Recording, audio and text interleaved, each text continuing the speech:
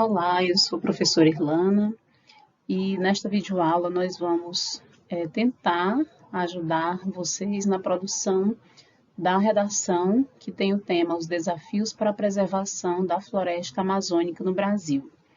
Antes de mais nada, a gente vai lembrar que a tomada de posição, o desenvolvimento da consciência de que dissertar é um exercício de liberdade e que vocês devem sempre tentar descobrir e manifestar, logicamente, seus pontos de vista sobre o tema, mas, ao mesmo tempo, estar cientes de que diferentes posicionamentos têm o mesmo valor e que ninguém vai ser discriminado pela opinião que tiver a respeito de um assunto.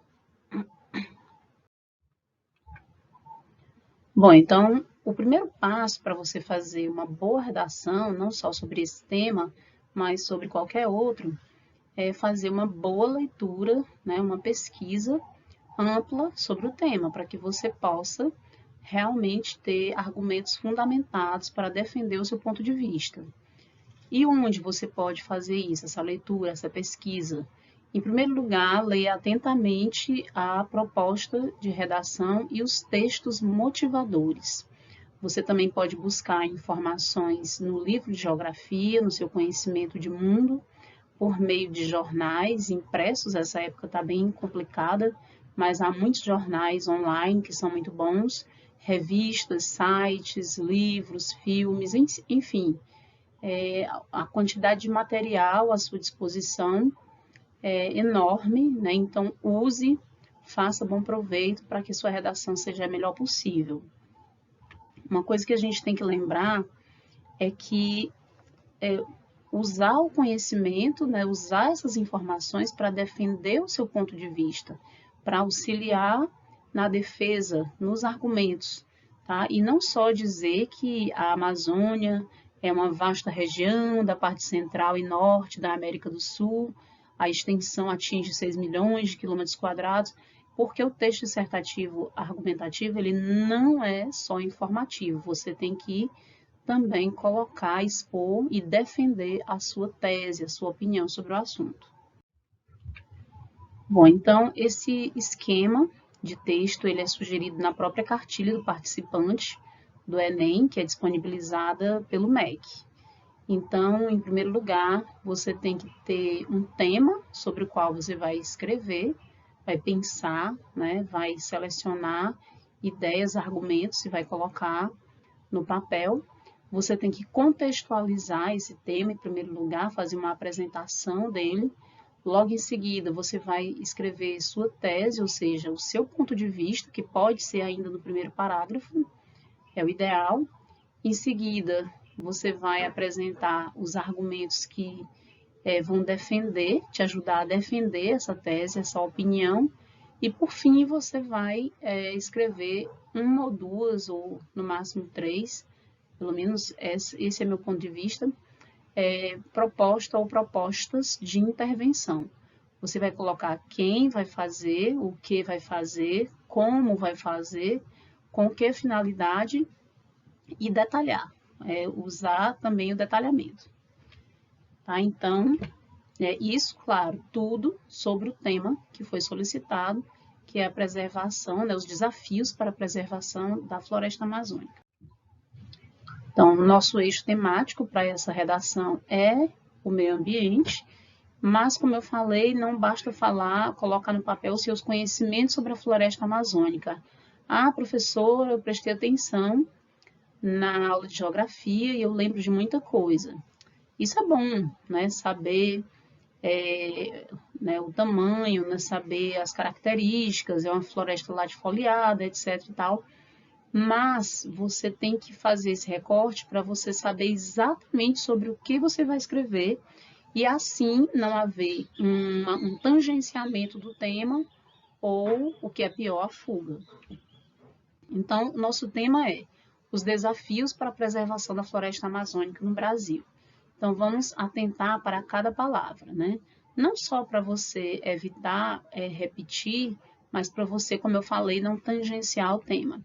Então, você vai falar sobre os desafios, ou seja, as dificuldades, os obstáculos, os empecilhos né, que podem impedir ou dificultar a preservação da floresta amazônica no Brasil. E por falar em preservação, você pode pensar em preservação como conservação dessa floresta, como defesa, como salvaguarda, né? O que é preservação? Uma série de ações cujo objetivo é garantir a integridade e a perenidade, no caso aqui, da floresta amazônica no Brasil.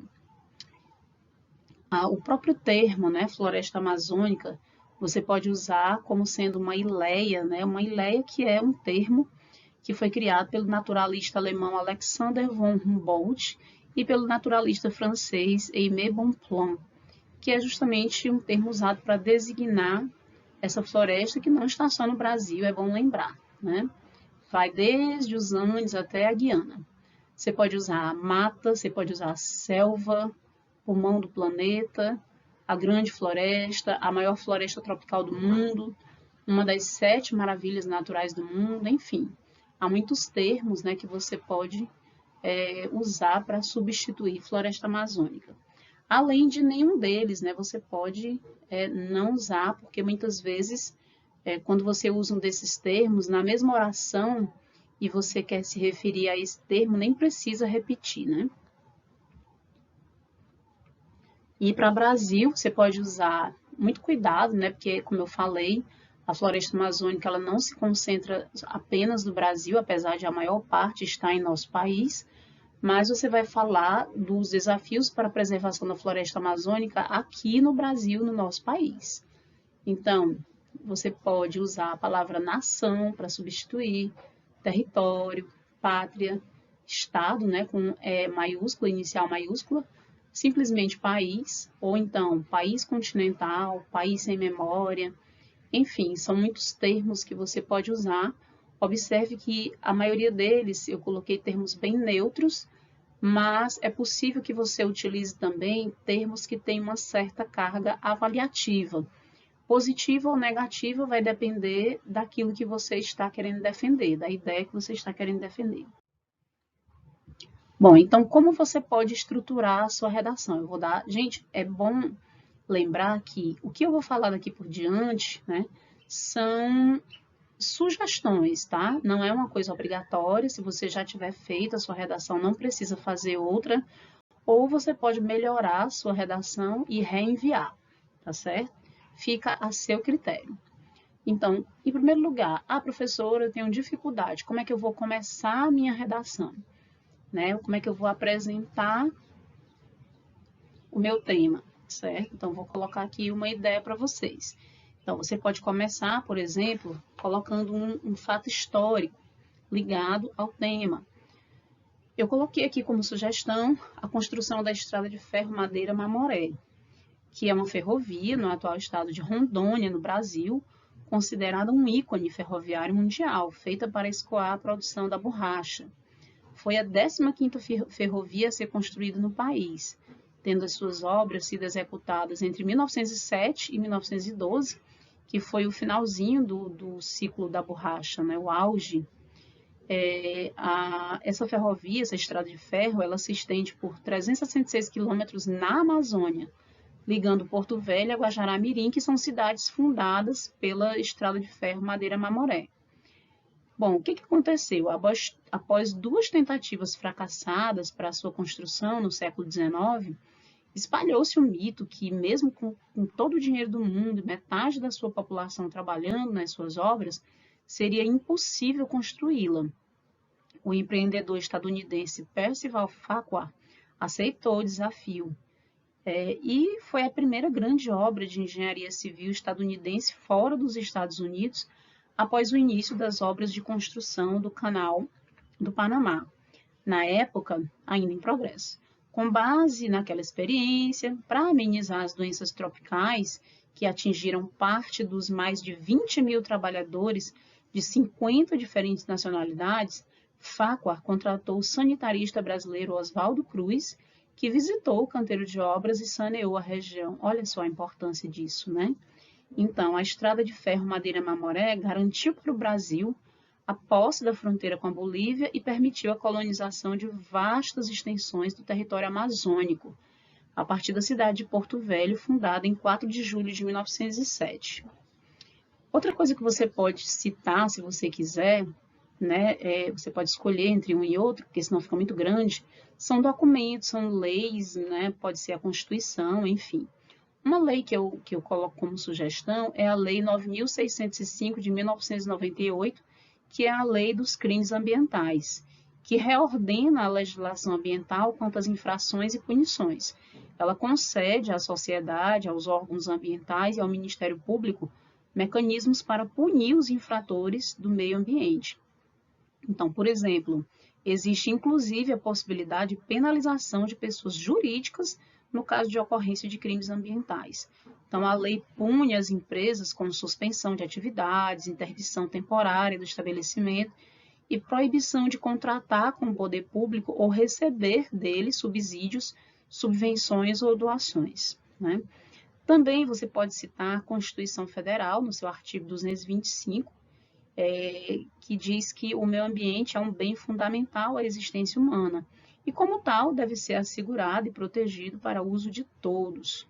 Tá? Então, esse artigo ele dispõe sobre o reconhecimento do direito a um meio ambiente sadio como uma extensão ao direito à vida, seja pelo aspecto da própria existência física e saúde dos seres humanos, seja quanto à dignidade desta existência, medida pela qualidade de vida.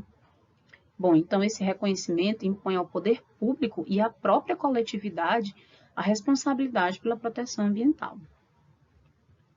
Bom, além disso, claro que você também pode começar o seu texto citando um filme, uma série, um documentário. Eu trouxe aqui algumas sugestões, como eu falei, são só sugestões, tá, gente?